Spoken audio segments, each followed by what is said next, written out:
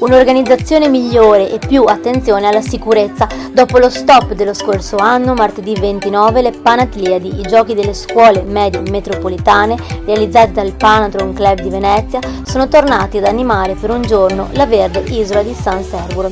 A vincere la 12ª edizione di giochi questa volta è stata la scuola Honor di San Donà di Piave. 530 studenti di 24 scuole del territorio si sono cimentati in 17 giochi sport. Il presidente del Panathlon di Venezia, Diego Vecchiato, ha sottolineato che è l'edizione più grande di sempre. Tanti di voi già fanno sport e continueranno a fare sport e, come è successo in tutte le altre edizioni delle Panatliadi, molti di voi diventeranno dei campioni.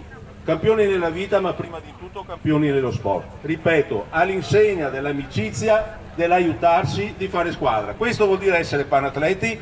Oggi siete tutti panatleti. La più grande edizione di sempre, 530 ragazzi, 650 persone che ci hanno lavorato.